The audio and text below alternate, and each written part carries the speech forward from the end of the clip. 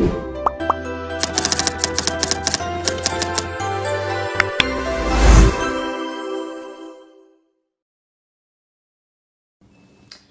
everyone, my name is Dr. Bina. I'm an English literature student. This video is created for my mid-test task of literature course, and in this video I'm going to talk about one of the most fascinating eras in English literature, the Renaissance period, which took place roughly between 1485 and 1660. The word Renaissance itself means rebirth, and that perfectly describes what happened in this era. After the long and dark Middle Ages, Europe, including England, began to experience a cultural and intellectual awakening. People started to move away from purely religious ways of thinking, and they began to explore human life, knowledge, and creativity in new ways. During this period, the worldview shifted from religion to humanism. That means people were no longer focusing only on God and the church, but also on human experience, on what it means to live, to love, to think, and to create. Art, science, and literature all reflected this new curiosity about the human world. One important historical event that marked the beginning of the English Renaissance was the end of the War of the Roses in 1485. This war had divided England for years, but when it finally ended, it brought political stability under the rule of the Tudor dynasty, starting with King Henry VII.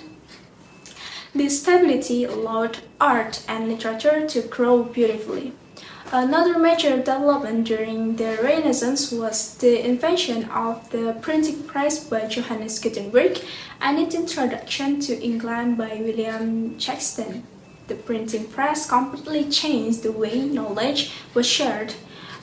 Books became easier to produce, and for the first time, more people could afford to read.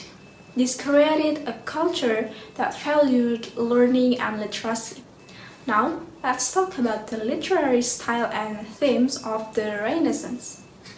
The main genre of this era was poetry, and one of the most popular forms was the sonnet. The sonnet is a 40-line poem that explore personal emotions, often about love, beauty, time, and mortality. One of the earliest writers who brought the sonnet form into English literature was Sir Thomas Wyatt, who adapted it from the Italian poet Petrarch. His work helped shape English poetry into something elegant and emotional. But of course, the most famous name of the English Renaissance is William Shakespeare. He was not only a poet but also one of the greatest playwrights in history. His work explored the depth of human emotions, from love and jealousy to the ambitions and guilt. Through plays like Romeo and Juliet, Hamlet, Macbeth, Shakespeare captured the essence of human nature. He showed that human life is full of contradictions, both beautiful and tragic. His stories are still performed and studied all around the world today.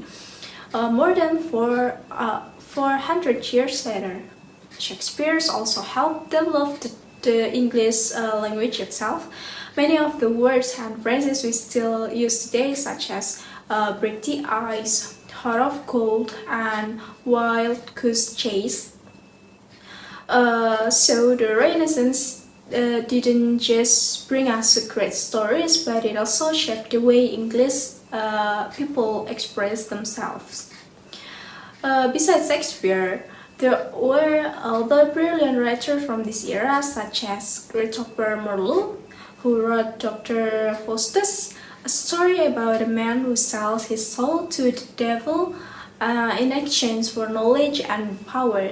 Marlowe's work reflected the Renaissance spirit of curiosity and ambitions, but also warned about the dangers of human pride.